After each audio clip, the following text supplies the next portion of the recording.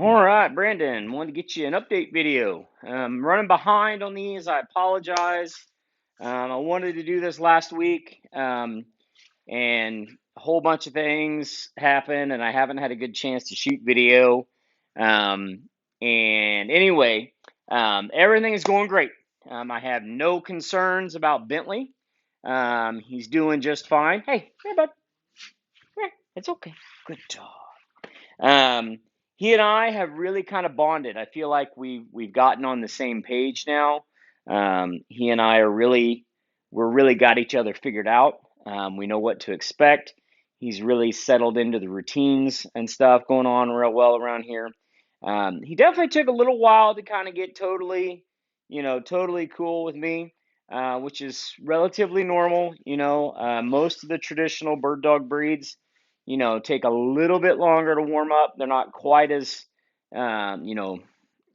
easily giving away their affection, as some of the retriever breeds like labs or goldens or such. Um, but that's okay. I like Bentley, and I think he's a good dog. I think he's a talented dog. I really appreciate you giving me the time to work with him, and get him, finished up here. And then I'm excited about hopefully getting to showcase him. So I wanted to talk about that in this video very briefly here. So I'm shooting this video on Monday, April 5th. I'm not going to be running any tests for him in the month of April.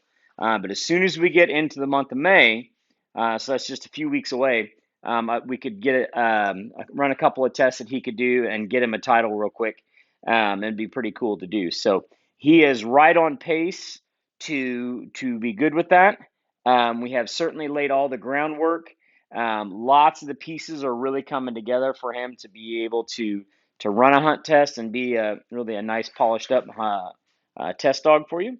So, and I think you're really going to enjoy hunting him and having him around, because we've really got some good obedience installed. Definitely got some good control built into the dog now. He's doing very, very well, especially if he has the e-collar on. You see how he's just sitting here patiently, being a good boy. He knows this is time to focus. He's got this switch where he's like, all right, there's time you can play, go be a dog, and then there's time, it's work time, time to focus, get your head in the game, let's do this thing. And right now, this is his. I got my head in the game. I'm ready to work, boss. What are we working on? So let me show you what you're working on, because the piece that really needs to um, take the next couple of steps, the next cog in the machine, if you will, is finishing up his force fetch.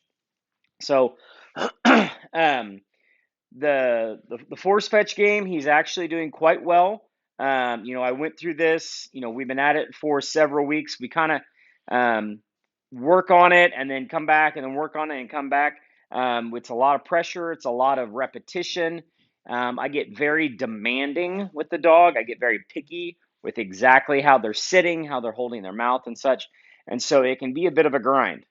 So sometimes we push and sometimes we ease up, because you can't just hammer, hammer, hammer, hammer on the dog, because they will they will not like that. That we don't do that, to just crush their spirit. We don't want to do that. So Bentley here is doing just fine. So I'm gonna put this little what I call a little steady tab on him. It's just a little like a foot long leash, but he doesn't really need it. I'll just use that to guide him if I need to direct him. But everything happens on the mat. I want to square him up here. So we're going to get this going. So we're facing kind of the way I'm going to be walking here. And he's got very good, he understands here he'll sit. He understands he needs to sit still and do this. And he really understands e-collar at this point. So force fetch, we went through the hold conditioning where we held my hand, we held the stick, we walked with the stick. And then we went through the actual force in force fetch means that we apply pressure to the dog, and the way that the pressure goes away, excuse me, is when the dog gets the stick in their mouth. So when they fetch, when they put it in their mouth, the pressure goes away. So the pressure we start with is ear pinch, which just means we squeeze their ear. And you can see as soon as I touch his ear, he immediately reaches for the stick. This is good. I am applying no pressure. I'm literally just holding his ear. And he's like, yeah, I'm going to get the stick. Because he's figured out the game, which is he wants to beat the pressure. That's what we want to see him do, is beat the pressure so that they know if I get that in my mouth, quickly, this guy is going to, quit being irritating to me. All you got to do is have the stick in your mouth. So now we need to walk with the stick in our mouth. Come on, Bentley. Good boy. Come on. Come on. There you go. Good boy. Good. So we just want to walk around. Nope. No dropsies. We're going to pick it back up. Pick it back up. Okay. Come on. Just stick back in our mouth. So if we drop, I'm applying a little pressure here. Okay. He usually gives me 1 drop per session. Come on. Good boy. Right here. Right back here.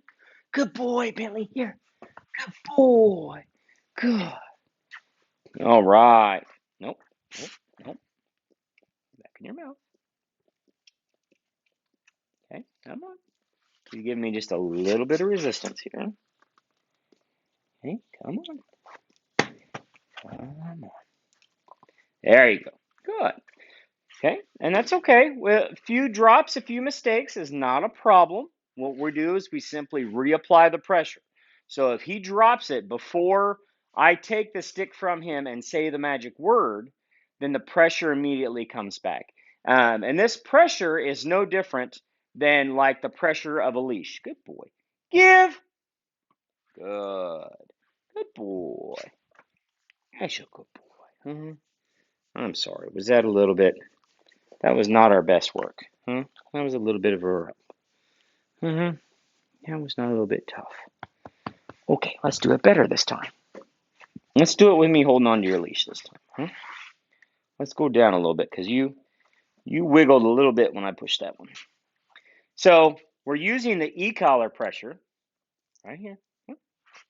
Fetch. Good. Okay, come on. Come on. Good. Good boy. All I want here is I'm not looking for a perfect heel, although he's doing nicely. I'm simply looking for movement. Good. Sit. Good boy. I want him to understand the idea you're going to have the stick in your mouth and you're going to move. We're going to walk and chew gum at the same time.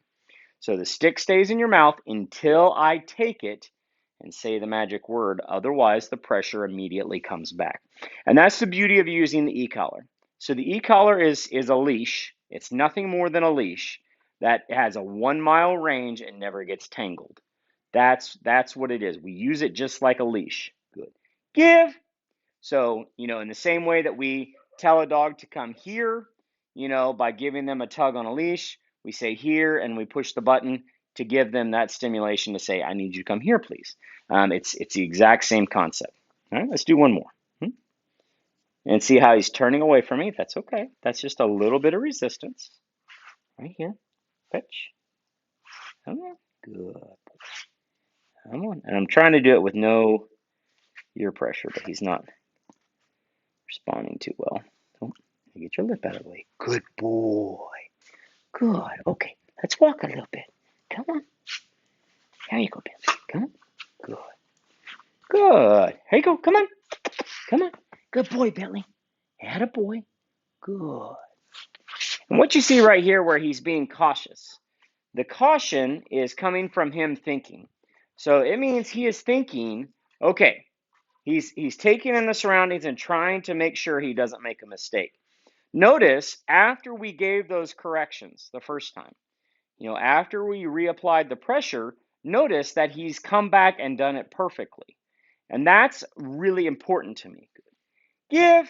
To me, that is a measurement of intelligence. A dog that understands, I just learned I don't want to do it that way, so I'm going to do it better the next time. And that's huge because he's not being pouty. He's not giving up on me. He's not, being defiant, anything like that. He is simply trying to do it better. Come on. Give me a little resistance here about getting the stick back in your mouth. Come on. You can do it, bud. Come on. There you go. Good boy. And a little resistance is actually good. Um, I tell people I would prefer that a dog resist me a little bit because that shows what I call grit, meaning a dog that has determination, a dog that has some guts, backbone, that they're not going to just, roll over and be a coward. Come on, good boy. You know, I'm perfectly fine with what he's doing here, with he's kind of resisting movement. He's giving me a little bit of resistance on picking the stick in his mouth, and that's perfectly fine. That is no problem. That is a dog who is saying, I'm not gonna fall apart. Okay, he's no he's no wimp. He is handling the pressure. He is taking it in stride and doing fine, even though I'm being very demanding and very picky here. So, I'm telling him you can't drop it. We're gonna walk, you're gonna move, you're gonna do all of our obedience commands, and you're gonna sit there even while I stand here and talk to a camera. You're gonna sit there and hold the stick until I'm ready to come get it. And so this understands that he is doing the task, but he is still staying involved with me. He is not quitting. He's not pouting. I really like what I see out of Bentley, and that's good. You know, Good. Give. Is he perfect? Absolutely not. No dog is perfect. No dog does this perfect every time. But what I want to see is I want to see a dog who stays with me in the process, doesn't quit, a dog who learns from a mistake, handles the pressure. Bentley is doing all of those things very, very well. And that's traits that I look for. That's actually traits that I look for dogs in my breeding program. But anyway, everything's going fine.